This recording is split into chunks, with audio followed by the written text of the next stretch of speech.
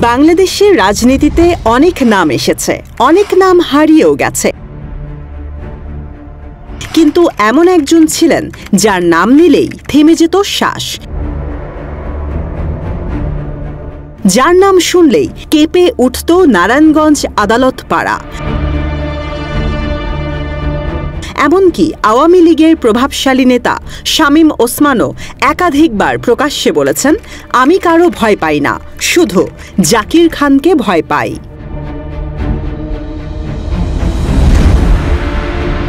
কে এই জাকির খান? রাজনীতি, সন্ত্রাস, আলো অন্ধকার সবকিছুর সীমানায় দাঁড়িয়ে থাকা এক বিতর্কিত চরিত্র। একসময় যিনি ছিলেন নারায়ণগঞ্জ ছাত্রদলের দুর্দান্ত প্রতাপশালী নেতা, আজ আবার ফিরছেন আলোচনায়, ফিরছেন রাজনীতির মাঠে।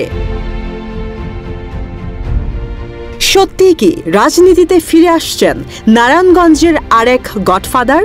উত্তর খুঁজে নিন আজকের এই বিশেষ প্রতিবেদনে।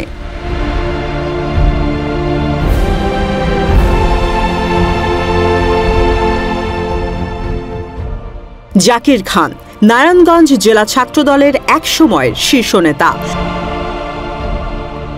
তার উত্থান শুরু হয় ৮০-র দশকের শেষভাগে, যখন তিনি নাসিম ওসমানের হাত ধরে জাতীয় পার্টির ছাত্র সংগঠনে যোগ দেন। রাজনৈতিক বলয়ের সঙ্গে যুক্ত থেকে নিয়ন্ত্রণ করতেন স্থানীয় ছাত্র রাজনীতি। তবে বিতর্ক শুরু হয় তার পারিবারিক পরিচয় ঘিরে। আওয়ামী লীগ নেতাদের দাবি, জাকির খানের বাবা দৌলত খান ছিলেন টানবাজার পতিতালয়ের অন্যতম নিয়ন্ত্রক। এসব অভিযোগ যদিও কখনো প্রমাণিত হয়নি, তবে জনমনে ছিল নানা প্রশ্ন। ১৯৯১ সালে বিএনপি ক্ষমতায় আসার পর জাকির খানের সঙ্গে দূরত্ব তৈরি হয় তার রাজনৈতিক গডফাদার নাসিম ওসমানের। এর কিছুদিন পর তিনি যোগ দেন বিএনপিতে।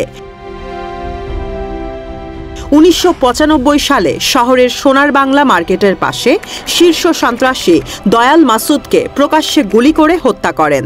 পুলিশি নথি বলছে এখানেই শুরু হয় জাকির খানের অপরাধ সাম্রাজ্য। পরবর্তী বছরগুলোয় একাধিকবার জেলে যান জাকির খান। ১৯৯৬ সালে ভাঙচুর মামলায় ৭ বছরের সাজা, পরে চাঁদাবাজির মামলায় আরও ৫ বছর। তবে রাজনৈতিক পরিচিতির জোরে প্রেসিডেন্টের সাধারণ ক্ষমায় মুক্তিও পান। তখনকার স্বরাষ্ট্রমন্ত্রী আব্দুল মতিন চৌধুরীর সাথে এত ঘনিষ্ঠ ছিলেন যে সে সময় স্বরাষ্ট্রমন্ত্রী নাতি হিসেবে শহরে পরিচিত হয়ে ওঠেন জাকির খান।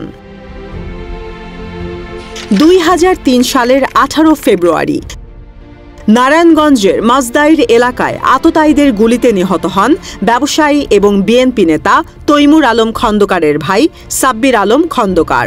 তিনি ছিলেন বিকেএমই এর সহসভাপতি এবং গার্মেন্টস খাতে আলোচিত একজন উদ্যোক্তা। তদন্তে উঠে আসে সন্ত্রাস ও চাঁদাবাজির বিরুদ্ধে প্রকাশ্যে কথা বলায় টার্গেট হন সাব্বির। আর এই মামলার প্রধান অভিযুক্ত ছিলেন জাকির খান। হত্যাকাণ্ডের পর তিনি দেশ ছেড়ে পালিয়ে যান থাইল্যান্ডে।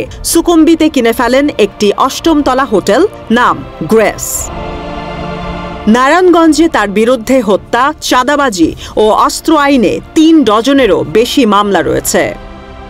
দীর্ঘ ১৯ বছর পলাতক থাকার পর ২০২২ সালের ৩ সেপ্টেম্বর র‍্যাব ১১ ঢাকার বসুন্ধরা আবাসিক এলাকা থেকে গ্রেপ্তার করে তাকে।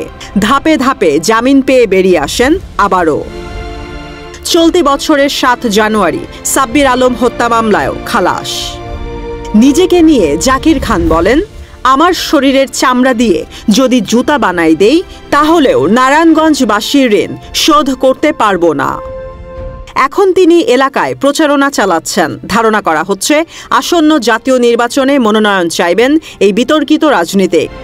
প্রশ্ন একটাই, বারবার খালাস পাওয়া এই দাপুটে নেতা কি এবার রাজনীতির বৈধ মঞ্চে ফিরে আসছেন, নাকি ইতিহাস আবারও নিজেকে পুনরাবৃত্তি করবে?